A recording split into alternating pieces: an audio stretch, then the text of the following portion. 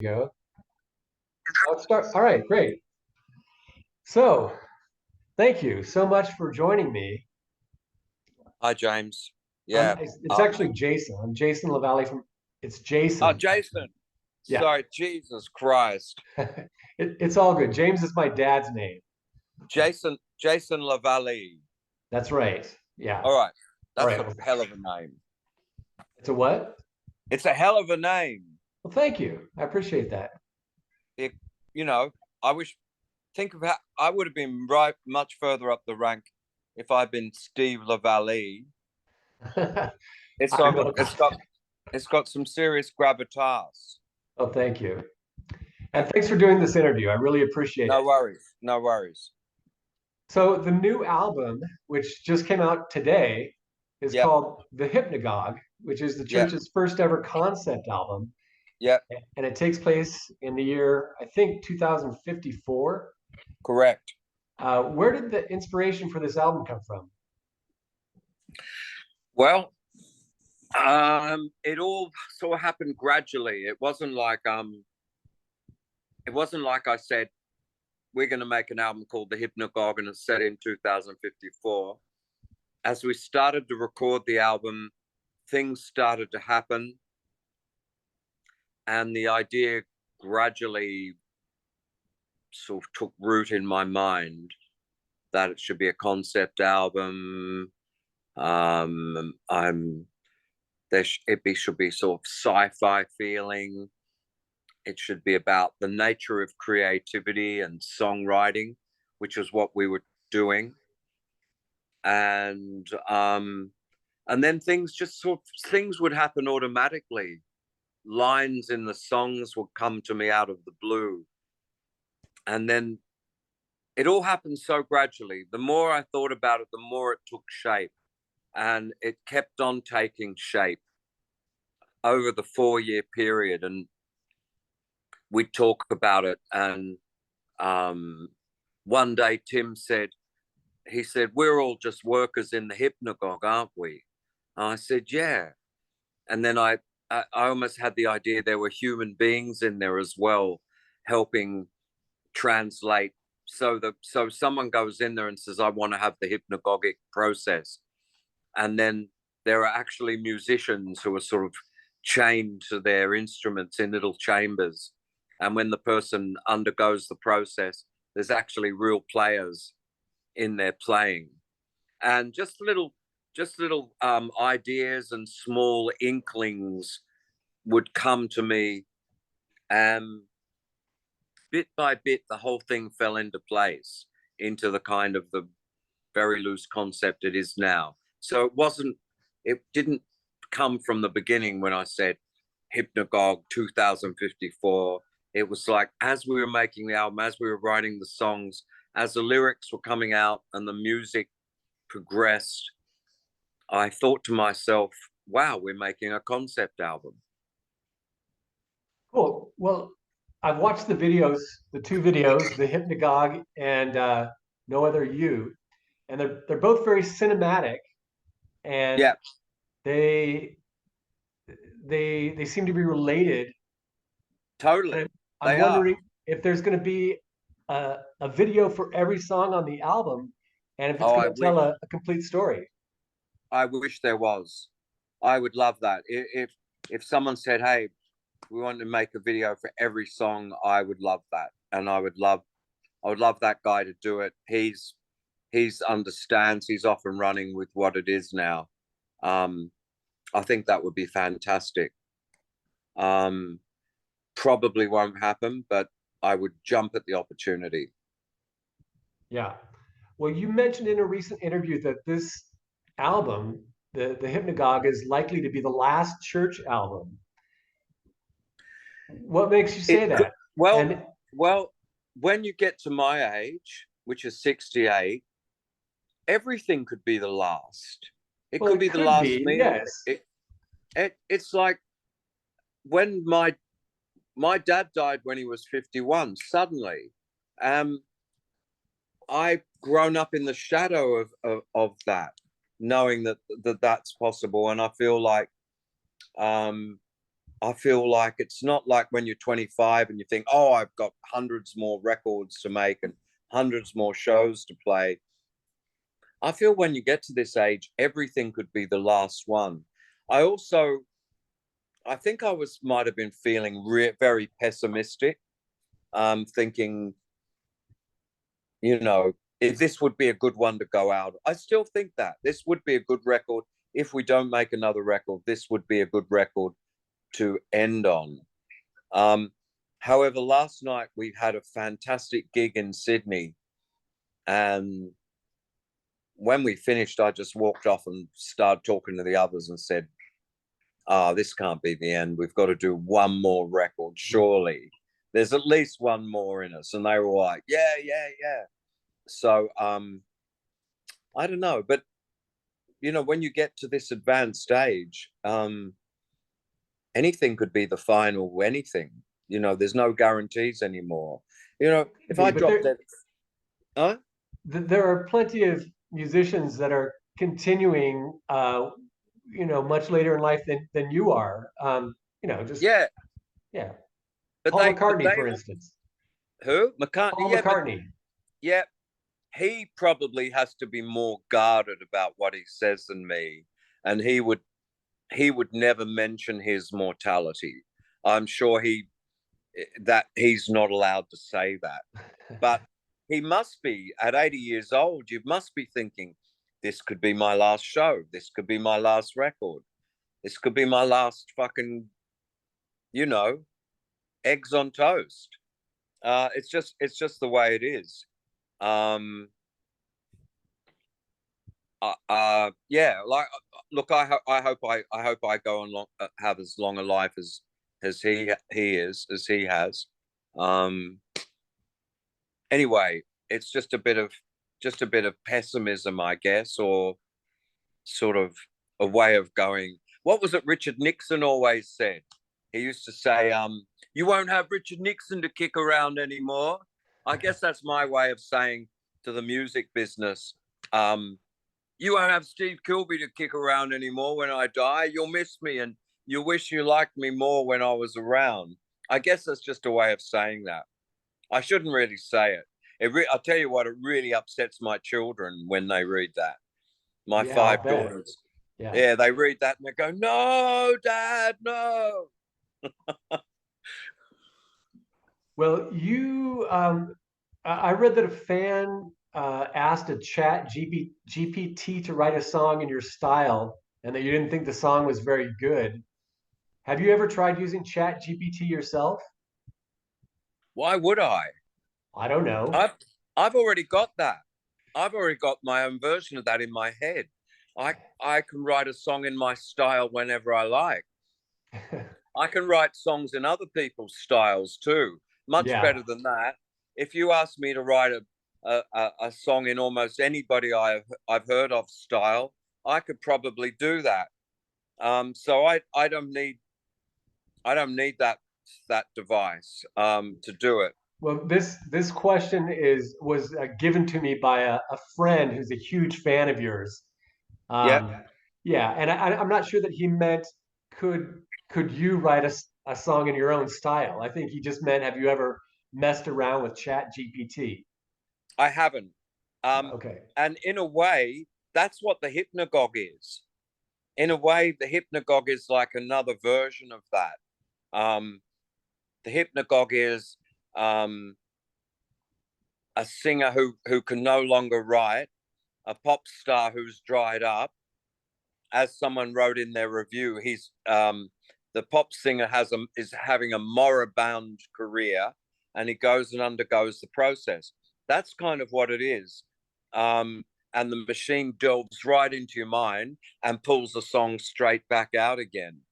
So I've always had that going on. So I and looking at the results of what I've seen, I saw the one someone did for Nick Cave, and I saw the one they did for me. I was kind of unimpressed, and I was also really happy because no matter what a program can do, maybe it can make that grotesque art that it's making. Maybe it can do this and do that. Well, I guarantee you, machines are never going to write poetry. They're never going to write lyrics. They just don't understand. They never can. And even other human beings. So you can get the most brilliant minds on the planet and say, write a song like Paul McCartney would have in his heyday, or write a song like David Bowie. And even we can't pull it off because there's some quirky individualism that no one can imitate or simulate. So I was really happy to see that machine couldn't write a song like me, because there's still some random process that nobody can understand that creates. And when you hear a really great lyric, it's so often hard to understand what it is that's great about it. That there are lyrics that fascinate me, and I go and look at them and go, what is it that I find so fascinating? And even when you're really intensely looking at it, it's hard to understand what it is. It's sometimes a great lyric combined with the way the singer sings it defies any analysis. And I consider myself like a PhD level. I don't think you could find many people in this world who understand songwriting and lyrics and production techniques the way I do, with all my experience and my age and all the records I've listened to and my obsession on it. I understand what makes the things that I like. I don't understand all music. But the music that I like, the kind of rock and roll we're talking about, psychedelic rock and roll, the Beatles, Bowie, Dylan, Mark Bolan, the Rolling Stones, talking about those people, I think I really understand it. And yet it's still why you get that thrill that maybe one syllable the other way or one inflection is off. It wouldn't be so perfect. It remains elusive. And I don't think a program will ever be able to write a decent song. I just don't think, I can't see it. There's something that will always elude the program. The programs might write some songs that are hits on the radio and kids are singing them and stuff, but they'll never write anything like Strawberry Fields Forever that will fascinate and obsess people from, for their whole lives. I don't think the machine has it in it to do that. There's still something special about the human mind, and like a genius like John Lennon or Bob Dylan, that they can create these lyrics with just one flick of a syllable. Is just sends you off for the Well, I hope rest you're of your right. life. Yeah. Anyway, I've belabored that point. You understand what I'm saying? I do. Yes. You mentioned these artists, and you referred to them as psychedelic. Um, I'm wondering if the church is often regarded as a psychedelic band, and I'm wondering what's your take on that. Do you consider the For church? want of a, for want of a better word, we're not really a psychedelic. It depends. If it's a bit like someone saying, I'm eating European food, or I'm reading a sci-fi novel, or I'm wearing hipster clothes. It really depends a lot on what you mean by this word psychedelic. Now, there are bands who are psychedelic, like, for example, back in the very day when psychedelic rock was invented, the Beatles invent psychedelia. They invent this form. Suddenly, there were bands springing up. They're paying like the Strawberry wristwatch or whatever the fuck. Or there are bands that spring up that are paying lip service to the idea. So they've got the clothes, they've got a Nehru jacket and a Vox teardrop guitar, and they've got the haircut, but still at the very core of what they're doing, there's nothing psychedelic. It's not. There's no sort of transformative, surrealistic process going on. They're just so you can say I'm in a psychedelic band just by your clothes and your attitude and your demeanor, but really there's nothing psychedelic really going on in your music. There's no mind-bending stuff happening. So it really depends. When people say a psychedelic band, I have gravitated to that word and embraced that word only because really the category for the church never has really been invented. We're not, and people have, 40 years, 30 years ago, they said we were mope rock. Guys in America said the church were mope rock. Mope rock? Mope rock, MOPE. I guess that means sort of, that was a primitive word for emo or something, but I don't know. So I've just always thought psychedelic is not a bad term to sort of describe what we do, although anybody could immediately demolish that categorization by going, you're not really psychedelic. You don't do this or you don't do that. I don't even know who is psychedelic anymore. And then to further confuse things, these days there's this thing called psych rock, which comes kind of comes from the word psychedelic, but from what I can gather, we are definitely not psych rock, which is sort of like a bad acid trip. It's sort of like it's not sort of going for the beauty and the dreaminess. It's going for the sort of, it's like if an acid trip was more heading towards the speed, the amphetamine side. That's kind of what psych rock does. Whereas in my idea, my psychedelia, I don't want it to only be that. I want to have that as well, but I want to have the kind of the dreaminess and the, like in the hypnagogic state, which the hypnagogue is named after, the idea where ideas are sort of fluid and loose in your mind. The thoughts are turning into dreams and the dreams are turning into thoughts. That's the kind of thing I'm trying to approach. Not wearing a certain sort of shirt and, but the Beatles did it and then they got out. That's right.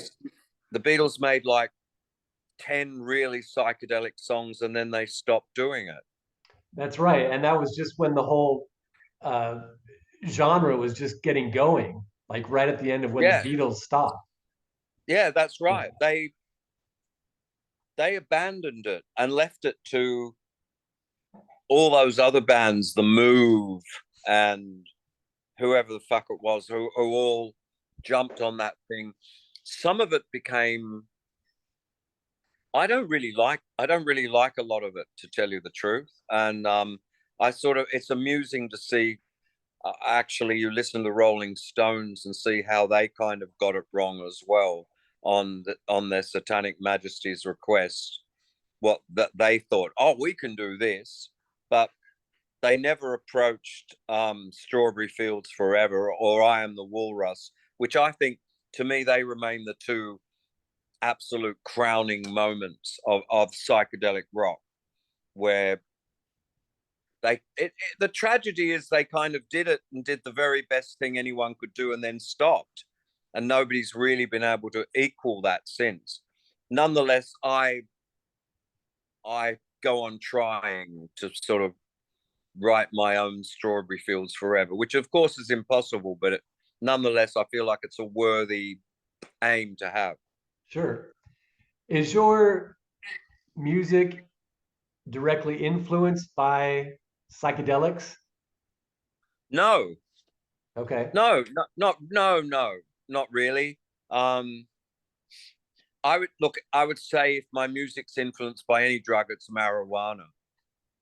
um Psychedelics, very hard to harness and very hard to take acid or mushrooms and write a song. Very hard for me. I find it much easier to smoke marijuana. It's much more controllable and doesn't do any weird things to me that are unpleasant that I've got to cope with. Um, I think sort of at the bottom of my creativity has always been marijuana. Marijuana doesn't write the songs, but it puts me in a state where I can perceive things that I like really quickly. So when my band's jamming, if I've smoked a joint, um, I can hear things that I like very quickly. Like a phrase will go past, and I'll stop the band and go, that phrase there, that's the one I want. Which, if I hadn't been smoking, I might not have been able to spot.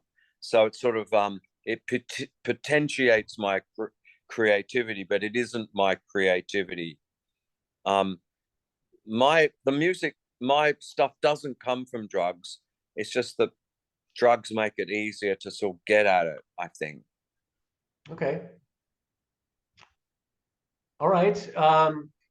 Let's see. Well, I wanted to ask you about, you've mentioned a couple times that you believe you have Asperger's syndrome. And I was wondering what makes you say that. You know what? There's a lot of people running around saying that, and there's a lot of people saying it to other people as well. I, my brother, my brother had his eldest son had was diagnosed with it. When he was a child, he's grown up now, and as he was growing up, and as my brother was dealing with it, my brother would bring me up and go, "It's you all over. It's you all over again." And he's going, "This is what you had. This is why you were such a handful, and why you were such a sort of," because people didn't understand. But when I look back at my classroom of kids back in 1962, which one of them didn't have something that these days someone could categorize in some psychological manner and go, that kid's got AAD, that kid's got ADH, this one's got